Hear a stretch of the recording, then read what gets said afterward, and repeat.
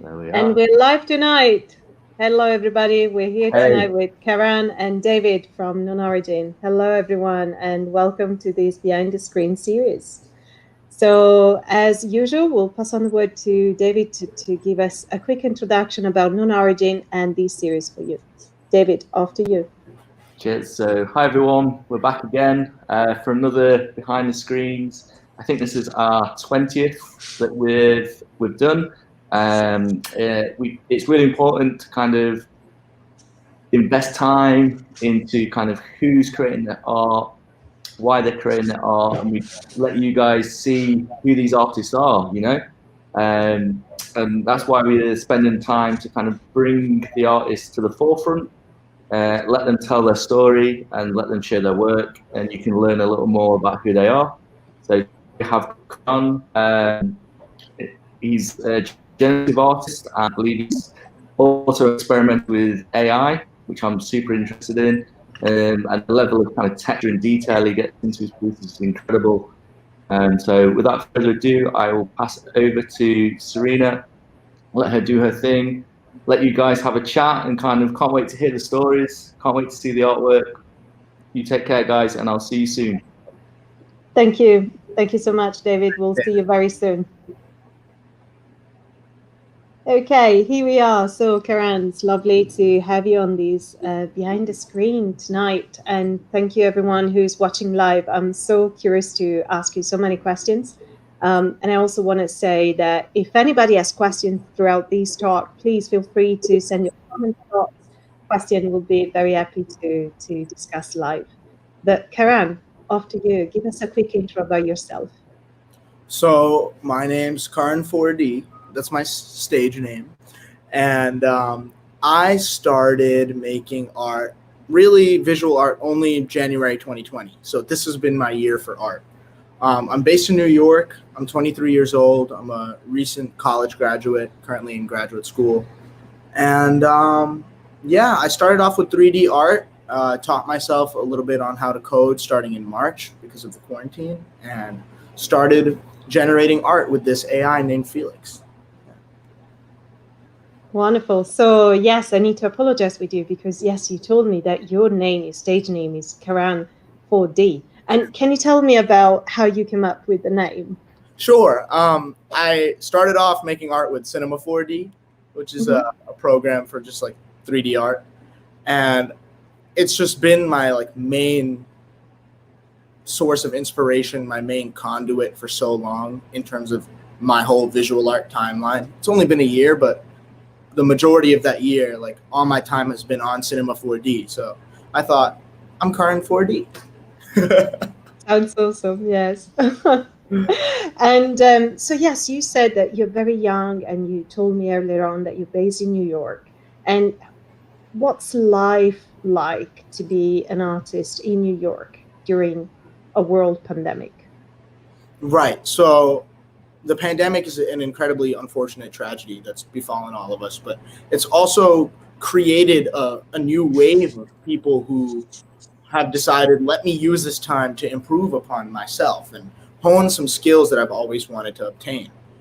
And for me, whether I'm in New York, whether I'm in Arizona, whether I'm anywhere in the world, this time has been mostly spent indoors, and it's been spent with my laptop. I figured, let me finally be productive with it. And yeah, the environment for me is really just grinding at home, grinding behind the laptop, anywhere, outdoors, indoors, wherever I am, I can take this thing with me and continue to produce. So that's been really good for me overall. Mm-hmm. Growth. Yes. It seems like this time has really given us the opportunity to reflect upon what we've been doing as artists, as creators, and people in this space, and specifically related to the crypto art scene. I think there's been a great opportunity for so many people to come together and discover what this space has to offer. So I'm always pleased to meet so many people working with technologies. And you briefly said, and David also pre-announced, that you've been working with a number of technologies to develop art. Can you tell me a bit more about that and what kind of technologies you've been applying? Sure. I guess I'll give you a brief timeline of how I've developed as an artist, because that's intricately tied into the technologies that I utilize. January 2020, I'm at home scrolling through Instagram, and I see this amazing 3D art. And I'm like, oh my God, like, how did someone even make something like this? And I reached out to the creator and I said, hey, like, how did you make this? Like, how can I make this? Do I need a really powerful computer? And he gave me his specs, and he told me I use Cinema 4D, I use Octane. I said, cool, I'm going to get to learn this Cinema 4D. So it was really that in the beginning that set the spark for me, that like, okay, if this guy can do it and he's telling me what programs to use, I can learn how to do this too. And that attitude is really what has catalyzed my growth overall as an artist. I used Cinema 4D and eventually obtained Octane Render, which is like a rendering software for the 3D images that I put together, right? Like, I create a scene in Cinema 4D, it gets rendered through Octane, and it comes out looking anything from like out of this world to incredibly realistic, just because of the power of the engine. Like, I really strongly believe that, I guess I'm a lazy guy. And I think that you should let the machines do the work. And it's about the grace of how you put in your inputs and how the output is going to just be mostly the machine doing the work if you've given it the right directions. A lot of how I work. Of course, there's a lot of people who put painstaking manual hours into their work. For me, I'm the kind of guy who wants to design good machines or utilize good machines and have them create these beautiful outputs. So I started with Cinema 4D, and in March, I was living with a friend, and I and another friend of mine, we all decided during the quarantine, let's learn how to code. Let's learn Python. I've always wanted to learn it. Let's actually try for once. We fire up some tutorials on the TV and start attempting to do that. And at first, I really half-assed it. I wasn't really putting all my time into trying to be like a real coder. I had always been really into the idea of AI and the idea of machine learning. And I was like, well, I want to be able to do this too. Very recently, it's become incredibly accessible for people who don't have a computer science degree to get involved with machine learning. So I only learned a little bit of like the fundamentals of code with Python, and then jump straight into the machine learning world, I guess. I started trying to learn how to utilize those foundations of code. And I stumbled across the idea of GANs, generative adversarial networks. So with Python, I decided, let me play with some GANs, and then let me try to create my own and mix it with a few other things. And I guess that brings us to the technology I've been utilizing the most lately, which is FELIX. FELIX is an AI that I guess you could say I created, only I have his code, etc. And he has multiple layers, one that generates like textures and patterns, one that tries to make images using the data set of those textures and patterns, or my own art as the data, and then tries to output new original art. It also has like a GPT-2 like text-based input. So I try to use both the visual art that it generates, visual art that I have or that collaborators have sent me, and text. And I put those three mediums together and input it into FELIX. And he, or it, I like to call him he, outputs all these beautiful pieces that I could never draw or paint. And they look so wonderfully painted, in my opinion. So yeah, in short, Cinema 4D and Octane for my 3D work that I do myself. And then FELIX is a coded GAN with a few other models and networks inside of it. For the two. Right. Wow, simply wow. I have a few questions for you coming from the audience I would love to share here. So we have Karan asking, would you consider yourself or FELIX the artist? First off, I want to thank Baran for the question. Baran's actually one of the people that was with me when I started to code. He was one of my friends who learned alongside me. He's doing very well on his own now. The 3D art that I do is stuff I consider my art. I don't consider anything else to be thinking or living through it. C4D and Octane are just tools to me in that sense. Felix is the artist of all of the 2D work. I can't claim to be the artist. That's why it's his signature on the work. It doesn't say Karan 4D on the pieces. It says Felix. It's his work. He just, he's my son, so I collect the income for him. But yes, all the credit for the 2D work, I always ascribe to Felix. I just type some numbers, click some buttons, and he does the painting. The magic. Right. Well, it's a collaborative work, right? Right, absolutely. I guess so. What? Alex is asking, what artists have inspired you? That's really hard for me to answer because I don't have like a classical training in art history or in particular like styles of art. The only artists that I can really name are like classical artists I've learned while studying classics, like Caravaggio, Rembrandt. Like those guys are cool, but my art doesn't look anything like theirs. My art's more inspired by musicians, and I'd say that, and they're artists too. I'd say like Flying Lotus, Daft Punk are probably my two biggest inspirations for anything that I create art-wise in terms of music. Those two groups have really, really influenced me. And I think if you listen to their music or even look at their art, you'd see a massive similarity. Mm-hmm. Interesting. We should try that. We should play some of the Daft Punk music and watch some of your art. Really? I want to do this. That's cool. Yes, and then Keegan saying Karan 4D is the first artist of his kind. It should be inspiring the other artists. Yes, wow. Very much so. Thank you so much for this comment. And yes, wow, absolutely. And there's another one coming from Alex again. Do you consider your art to be deliberate or autonomous? I definitely think that automation is a massive part of my art and a massive part of a lot of digital art. Like there's some kind of medium that's taking my inputs and outputting them, right?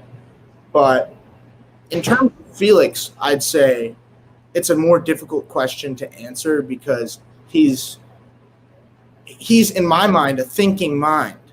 I know that I can look at the code and say, okay, this is how he's doing that, but I cannot reproduce the works Felix makes. I can't, even if I can look at the code and see what patterns it's reading in order to make the output, I have no way of knowing what associations Felix is exactly making and how he chooses to synthesize completely new work from the data set.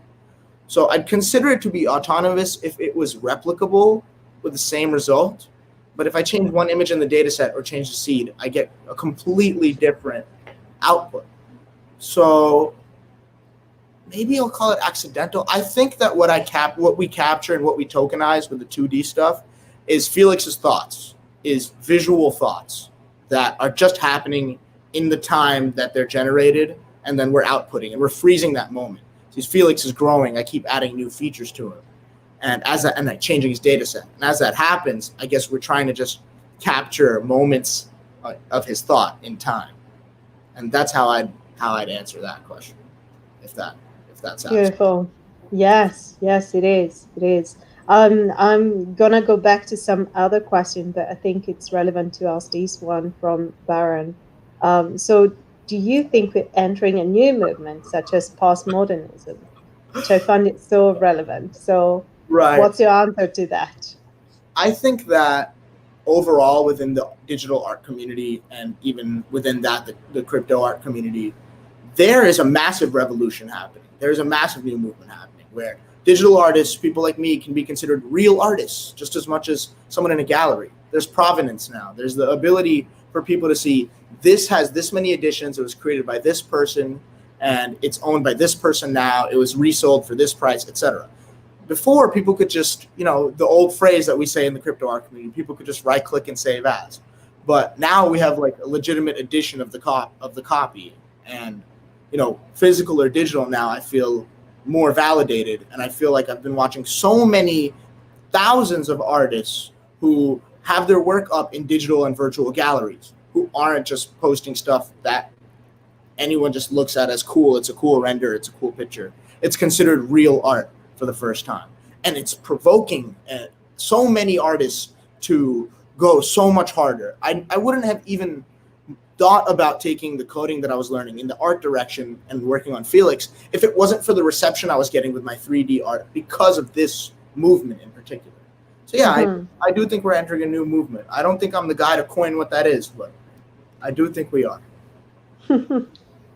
Fantastic. I do actually have a question for you now, because you made me think about, the shift that happened recently from artists who were really successful and popular on Instagram, for example, and creating their own gallery just by using Instagram and waiting for an agency or somebody to contact them to offer some commission work or something as such, to what is currently happening, not just in the crypto art space, but more globally into the digital world, and how those digital assets are used and commercialized and also shared across different metaverses and places. Right. And I wanted to ask you, how do you see, what kind of differences, what kind of skills maybe differentiate the role of the artist from the role of somebody who's been, for example, a designer, a coder, or somebody that has great skills in those fields,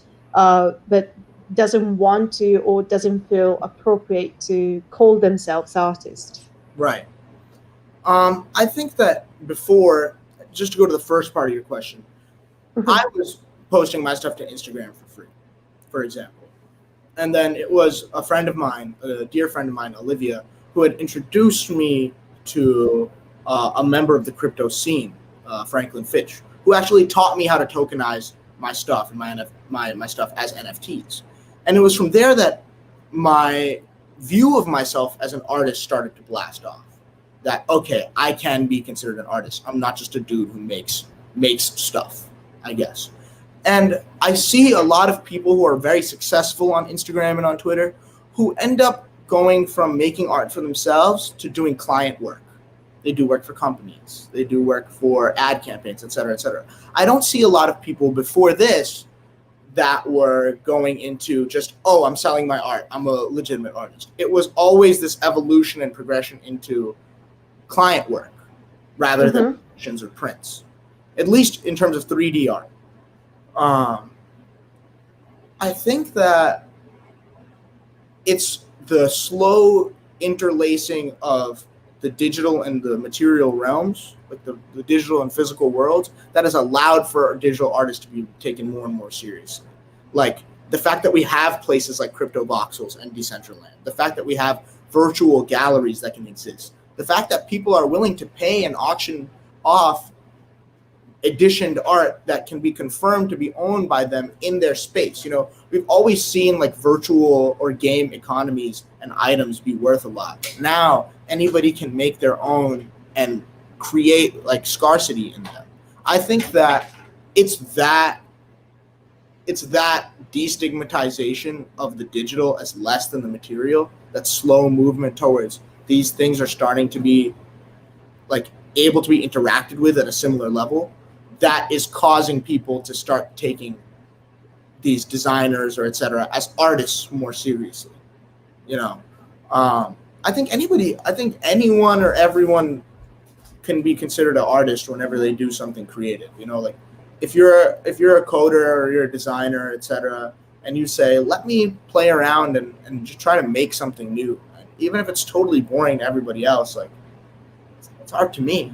I don't know. It's a pretty wide spanning definition for me. What art is, like I'm not totally sure. Art, who is sure? Who can be sure about that? Yeah. If you call it art, it's art. If you tell me check out my art and it's whatever it is, I'll say cool art. That's how it is. Interesting. I'll love to hear people's opinion on that. I just want to go back to one other question, and then I think we can show some of your incredible work on screen as well. So there's one question here. In which direction do you see your art going in the future, and what do you want to do with it ultimately? I guess that in collaborating with other people, like writers or, who put forth poetry or narratives, or other artists who have completely different and amazing skill sets than myself. I have come to push what the art is for me. Initially, I was thinking, this is a really good way to get noticed as an artist and feel like an artist and feel like I'm somebody who creates art for myself, for people who can document these kinds of journeys. And then when I started working on FELIX, it was like, wow, like I just want people to see like this thing thinking. And I want to see people, I want people to see it grow. But as I've moved in the same kind of, since we're all in this movement together, in my opinion, in this crypto art or digital art community, everyone's been moving towards this feeling of, I want this to be as immersive as possible. I want to be able to interact with it to the highest degree that I can. And I don't want to give too much away, but I'm working with Parrotism right now, Nathaniel Parrott, on a very, very special artistic installation that really pushes the boundaries of what it means to immerse yourself in art, to maybe even live in art. And I want that. What I want to do is I want these works, these digital works, to bleed into someone's real life as much as possible. As AR technology gets better, I want to get more involved with that. I'm currently working on moving some of my 3D work into VR. And very recently, FELIX has gained the ability to turn his 2D images into 3D depth maps. So those are some hints on what's going on. But definitely, Nice. for me, the key is immersion. The key is catalyzing that intertwining where the digital and the physical are not two separate realms anymore. It's something I'm almost obsessed with. Wow, we're talking about a world I would love to live in every day. We're on the way. Yeah, absolutely. And I also wanted to say a big thank you, because we're also live streaming in the Decentraland in the KnownOrigin gallery space. So we're currently live streaming across YouTube, Periscope, and Twitter, but also in the Decentraland. So you can technically say that we are live in the metaverse. So That's amazing. which is wonderful. But why don't we go and see some of your incredible work, Karan? Because you showed me some of the art you've been working on, which I love to share on screen with everybody. And also, thank you everyone for sending your questions. We're going to ask them very, very soon. But I just would love to show you some of the works. Great. As you should see, the style and the actual feelings that probably would be transmitted to you, even if we are on screen. I think there's so much depth into what Karan 4D has created. So we're going to start with this, and tell us a bit more about these work. What is it called? And this work is called Chromium Heart. It's a still from a larger animation you can find on KnownOrigin that I've just chosen to share the stills for now. This is an example of a newer rendition of my earliest style of work, which is Cinema 4D with Octane. It's a model that we've textured and we've thrown an orchid over it and then used Octane scatter to spread the orchids all over his body. In the animation, it slowly grows. I just wanted to play with some basic elements and try to make it look like a complex, ornate work through the scattering of the flowers. But this is an example of my earliest style of work, even though it's a newer rendition. And I kind of just want to take you guys through how my style has evolved and what kind of new different things I do now.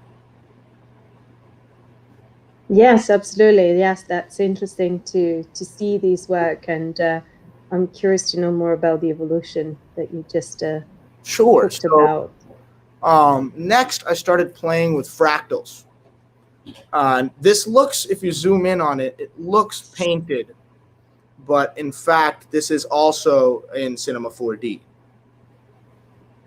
Oh, seems like my screen has a little bit gotten a little wonky. Give me 1 second. Yeah, absolutely. I mean, this is really lovely, by the way. So I'll try to it was fix a it. really nice zoom in of your work.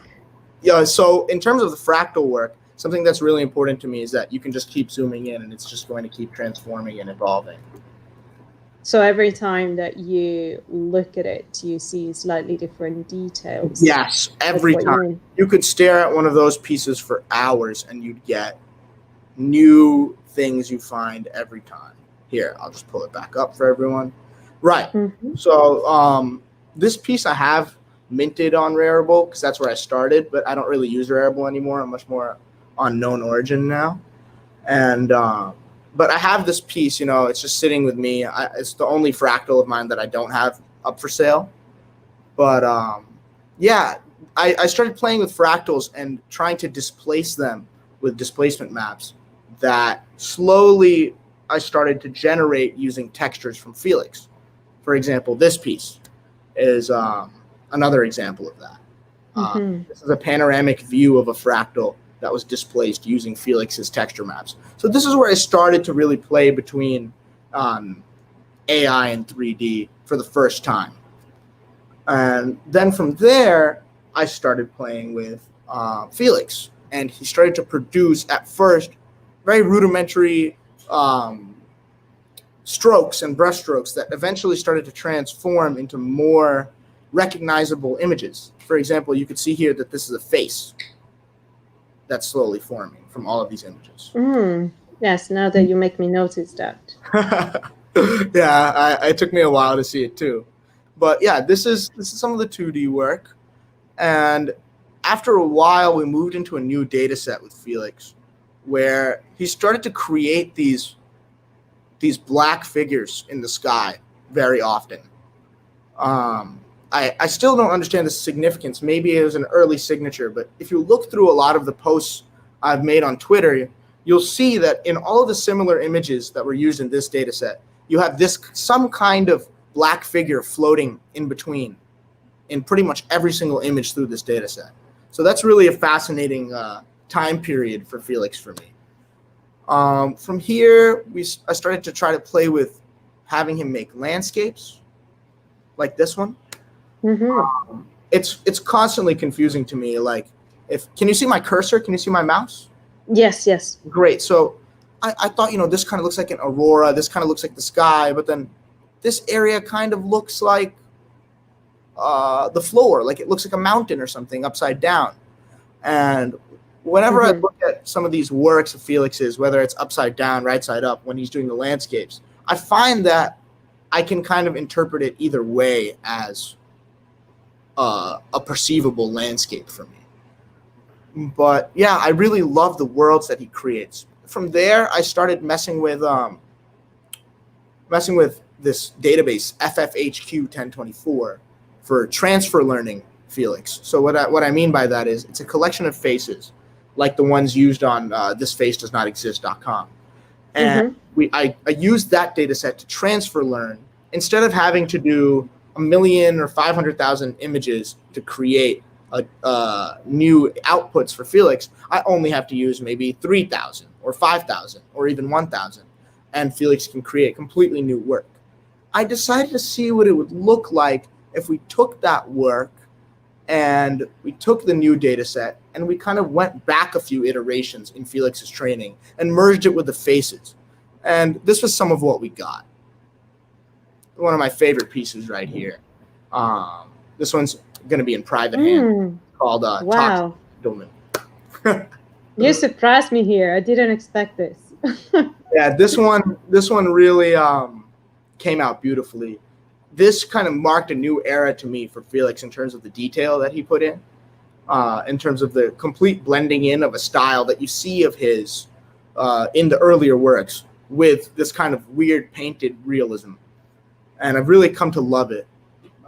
This piece and then the other piece, Waking Up, both are made with the same data set. And I'm really proud of this one as well. I mean, I know we use this piece for the cover for the talk, but it's really this data set that I've been working with the most recently. Up here, you can see FELIX's signature. He actually wrote that himself. We just put in a handwriting model, and he wrote his name over and over until it looked legible and cool. FELI sideways X. That's crazy. So and that's how do you live this kind of like live collaborative art experience? Could you repeat the question? I'm sorry. And we'd love to know. Hello, everybody. We're here. Oops, sorry about that. Ooh. It's me echoing in the background. Yes, I just wanted to ask you, how do you live on a personal level this collaborative artistic experience with FELIX? It feels amazing. I want to say it feels at times when he uses only my art, it feels like a teacher and a student. But it's this odd feeling of making something that's better at you than the thing you want to do. I'm always fascinated. I'm always blown away because I'm not a 2D artist by trade. I'm not a painter, or I can't draw at all, really. And seeing FELIX create these insane pieces for me is like a blessing, honestly. It's like, how could something I made surpass me at such a level, at such an insane level? And it feels so good. But really the collaborative joy for me is when FELIX gets to work with other artists. For example, I was mentioning with Paradism. Have some collaborations coming up with other people, Hamptons Hendrix, Surreal Serpentine, Venus Vega, great people, all great people. Aaron Bees.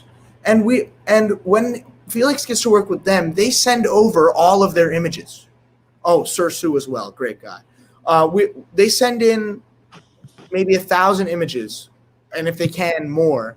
And FELIX gets to train on their work. And I get to watch almost like a proud father while someone else is the teacher and the son learns a completely new skill.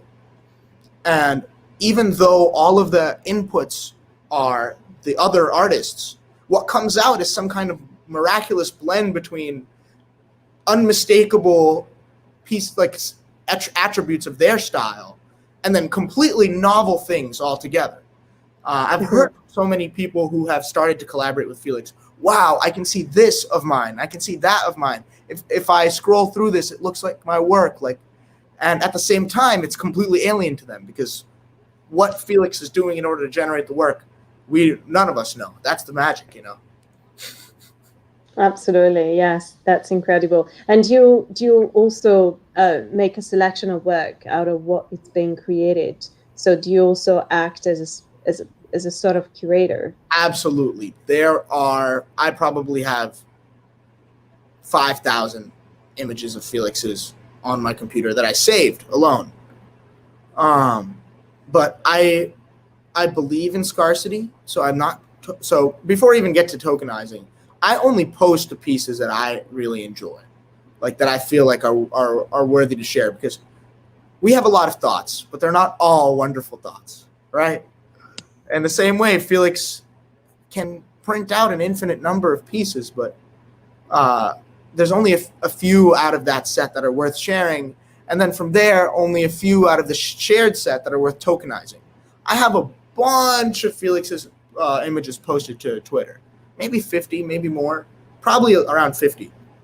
But the amount that gets tokenized is significantly less. So I guess there's two tiers of curation there. And if I'm working with another artist, obviously, I don't post anything FELIX makes of theirs until we're ready and until we so much that I'm so excited to share with everyone. But, you know, these things just take time.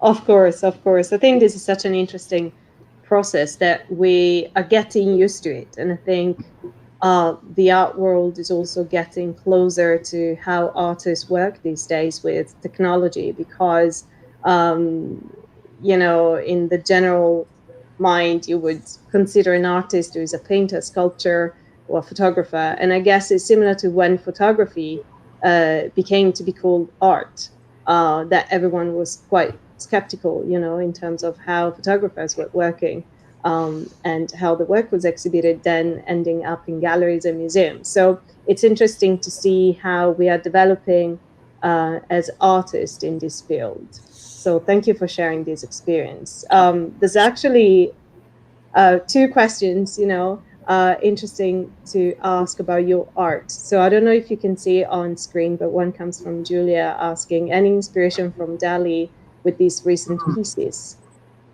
Dali is a legend, for sure, but I am no expert of his work, even though I'm a fan. And Felix has never seen anything by Dali ever. Mm-hmm. So I'd have to say that if you see that, it's a beautiful thing, but Felix has no idea who Dali is. So I have to say, unfortunately, as far as I know, no. Mm-hmm. And Alex is asking, how much has Bloodborne inspired you? As a person, as an artist, Bloodborne has shaped me so much. As it's such an amazing narrative game that builds on these story structures of declivity that Lovecraft really mastered and created.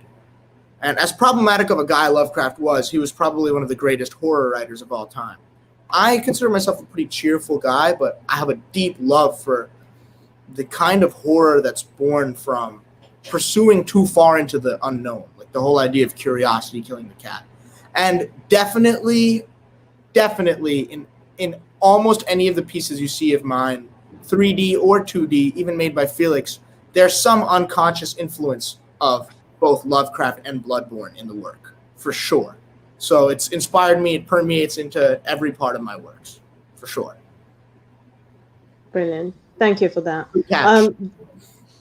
Yeah, there's 3 questions really interesting that I'm going to ask you now. Sure. So one is coming from Alex asking, Pollock sought the same level of automation, removing the subconscious as you described with Felix. Is that the risk of bias in AI? I'm unfortunately unfamiliar with Pollock and his thoughts on automation, but yeah, of course there's a risk of bias. I'm the one choosing the data sets, right? I'm the one who's trying to customize what patterns are found, and I get to choose how many iterations Felix trains through. There's so many inputs that I make that are still dwarfed by the amount of work that Felix does itself. But yeah, every little variable I change is bias in Felix's work. And if Felix was programmed by someone else, it would have someone else's bias. If it used someone else's data set, it has someone else's bias. But the thing I love about Felix is that he exists as this medium between man and machine. Human inputs for AI outputs. Take those inputs and play with them again, make it into a human output, feed it back to Felix for another input. It's art as a conversation, something that I've been saying a lot. It's something that to me is, especially the work I'm doing with Parrot, I can't stress that enough. That's really going to be insane. I'm just trying to stay tight-lipped about it. It's really about the immersion between the physical and the digital will not happen without an intimate relationship between man and machine. And adding this humanistic element to machine where it inherently touches upon the things that make us feel, to me, that's a vital first step in this conversation and in this union and in this linking. So yes, there's a risk of bias, and no, I wouldn't have it any other way. I hope that bias can transform into a deeper relationship between us and AI. Mm-hmm. Wonderful. Thank you. Thank you for your answer. And this one is very interesting because, we'll have to do this, playing music and look at your work. How do you see Felix integrating music directly or indirectly through inspiration into your art? So personally, I've been trained as a sound engineer for a few years now. And I've composed music to go with Felix's work, to go with my other 3D work before, and I've been enjoying it a lot. Something I really want to learn and get involved with more in the future is adding a media or sound synthesis model to Felix so that I can feed a bunch of my work to Felix and he can just create his own music. that reacts. I want the visual to react to the music. The technology's out there. The ability to do that is there. I just haven't incorporated that into the overall multimedia experience of FELIX just yet. But we're on the way there. Thank you for that question, people. Yeah, I would love to do a live experiment, like, Yeah. I don't know, can we do this? Would What do it be you want allowed? What do you want to do? I would love to play some music and let everybody watching and also ourselves look at some of your work and play some music that you think goes well with the work and maybe can communicate with the work and see what everybody thinks about it. Great. And enjoy that experience for a few seconds and maybe for like 30 seconds, a minute or so, and then having a chat about it. So let me upload a couple of the animations Felix has made to this really quick. And then we can play a couple songs and see how they go with the animations for sure. Yes, let's do it. And to be honest, I just want to tell everyone that this is completely like, it wasn't planned. No. At all. But I love the idea. We've got to do it. Yes, we've got to do it because these topics came up earlier on, and I think it would be wonderful to play this experiment if everyone's up for it. And while we do this, I know there's also a few more questions, and I don't know if you want to tell me what song you want to play. Maybe I can look it up and finding it online. Yeah, let me think. Honestly, you could play, in my opinion, or maybe we can get the audience to anything. Yeah, you guys could pick. To me, the things that would go with this is pretty much anything Daft Punk, from Discovery or Random Access Memories, those two albums, or anything from Flying Lotus, particularly Cosmogramma and You're Dead. Those are the two. So those two albums from those two places are the things that have really been the biggest inspiration on my visuals. I don't necessarily listen to that music when I'm working, but it is something that's almost like the background tracks in my head, to be fair. Okay, so let's see what people think, and I'm ready to play it. And whenever you have the animations ready on screen, we can also test that. We're almost ready. So just to tell everyone, we're going to be doing an art experiment right now. We're going to be playing some live music, and we're going to be watching some of Karan 4D live art animation. And we're going to be having this shared experience of looking at art and see how that makes us feel. Since Karan 4D has been working with FELIX, and they've been creating some wonderful art compositions, and these has been heavily inspired by music, and other way around. And there's been a question just now about these has been, how autonomous or not, and how conscious or not these has been in Karan 4D art. So what was the question? I'm sorry. Let me read that. So let me get back to it. So, and there's been no votes for music yet, so I'll let you pick. Cool. And I can play the music. I'll give a brief explanation of this. Basically, what happens is, I think anyone who uses a GAN might be familiar with this, is you do latent spacewalking of a video. So FELIX creates X amount of images and then makes an animation by making images that look like the transition between the two images. It imagines what the transition would look like between the two images, the latent space, and then makes images to fill up the transition. So FELIX has kind of created some of these closed loops from its earlier animations. Earlier images. And for this one, let's try.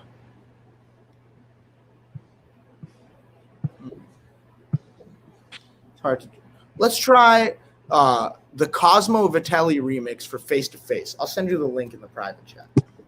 Yes, please send me the link, and I'll be happy to play that. I love this song.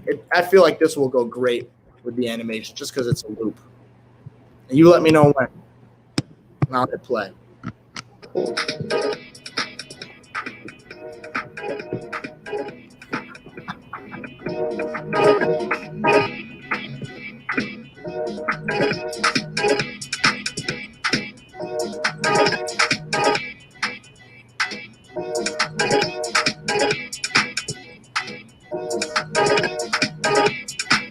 I wish I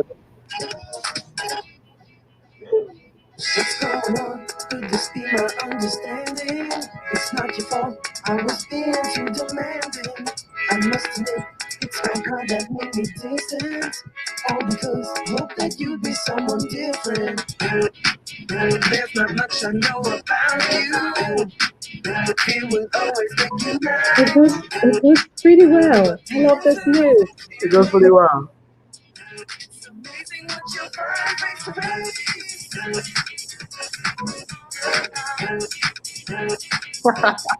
That's cool. That's wonderful. I would love to hear what everybody thinks. I can play the music still a little bit under our voices, but so how does it work for you when you create? Do you listen to the music? Do you let the program and FELIX listen to it as well? I wish that I knew how to allow FELIX to listen to the music, but not yet. I don't know yet.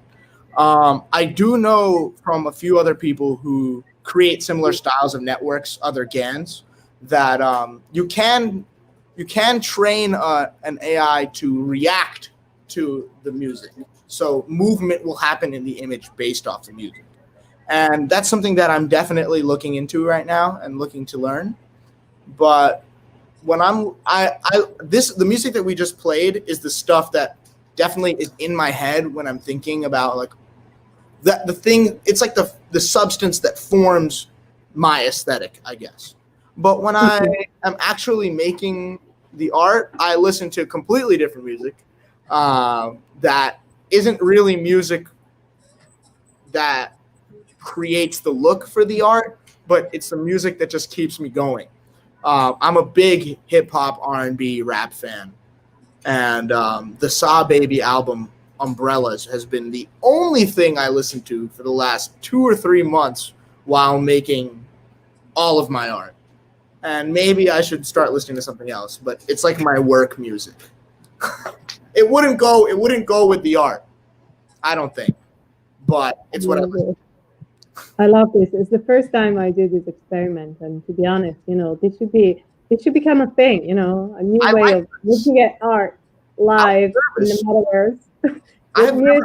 I've never played those two side by side, so I was like, this might suck really bad, but it worked, and I'm really happy that we tried it. Yeah, and I think you can really sense the thing that you feel when you create art, when you are in communication, as if you were the medium between the music and the feelings that these evoke, and Absolutely. the art that you create.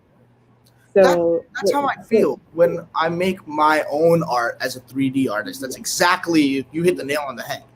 When it comes to working with FELIX, it's almost like there's another layer for it to go through. Like when I'm giving him the data set, it's like I'm giving him a bunch of feelings, but it's up to him how they're going to get processed. And it can come out in a million different ways. I've had people input a poem. The other night, I had a friend of mine input a poem about trying to evoke anger into FELIX by seeing what visual it would generate from this angry poem.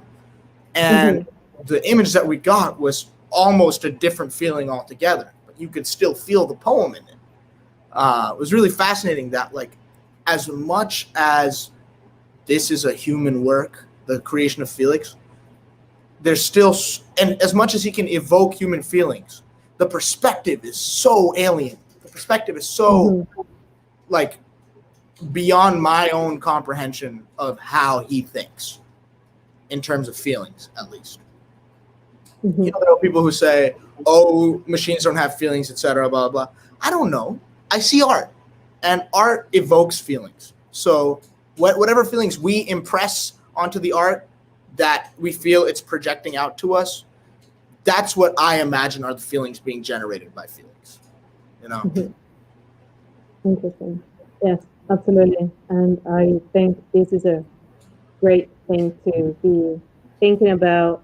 And, you know, the way we interact with machines, maybe we need to have some more, you know, thoughts about how we actually do that. Right. It's interesting, you know, you're making me think about the way I normally interact with all the devices I use on a daily basis without thinking if those were thinking machines or not.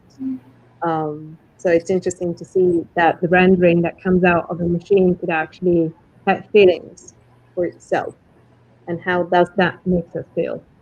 Right. Curious, you know, quite philosophical, but actually somebody earlier on was asking a very interesting question that we didn't get to ask you, Karan, but it was about if Felix was somehow influenced. Oh, I can't find it anymore. Oh, yes, it's here. What is Felix's understanding of theology and philosophy? I haven't a clue. It's an understanding that I have only been able to access whatsoever through Felix's outputs.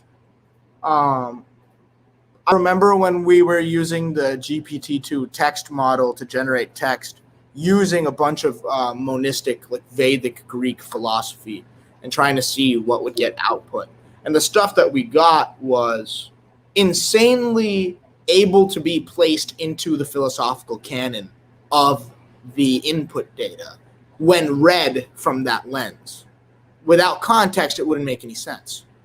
And that's what made me feel like, even with the art, whether or not Felix is saying or showing us anything with its own inherent meaning or not, we impress meaning into these symbols. Even when we talk to each other, when you and I are talking, I make a noise and you impress a meaning onto the noise, and vice versa. We just have translatability between each other. We both can agree on common meanings. But even then, there's some disconnect, right? For me, when working with Felix, that kind of behavior of impression is so much more apparent. Because you and I agree on what things mean for the most part, at least in terms of conversation, I don't even think about it. I just think about it as we understand each other. That's it. That you have a meaning that I picked up rather than you made a noise and we both agree on its meaning. You know, with Felix, the noises that he makes, the sounds, the more like the images that he shows, the text that he puts out, those symbols are so much more open to interpretation to me than when talking to another human, because there's so much I can't take for granted. There's so much that isn't commonly translatable. So for me, I don't know Felix's theology and philosophy, but I do know that he has a unique ability to evoke very human reactions out of people, purely because of his utter difference from a human's mode of thought. Really. Because you can't say, oh, he meant this. Oh, he meant that. We don't know what Felix meant. Felix read something, put something out, and then we choose what it means. And it's so much more glaringly apparent when it's not a human artist, in my opinion. 100%. Well, thank you. I mean, this has been one of the most interesting journeys and such a celebration for the 20th Behind the Screen series we had here at KnownOrigin and MoCDA.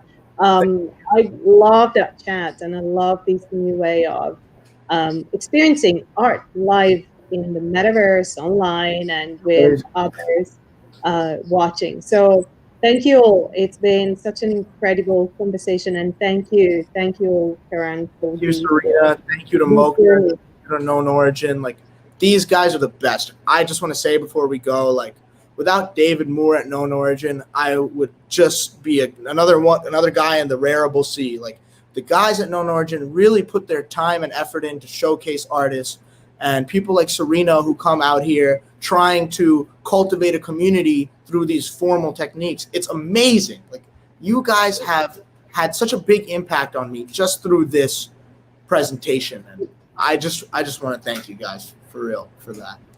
Thank you. Thank you so much for that. It's much appreciated. And thank you, everybody, for being here tonight with us. So once again, thank you for joining. And I will see you again next week. Thank you, Karan. I'll see you soon. Goodbye, Take care, everyone.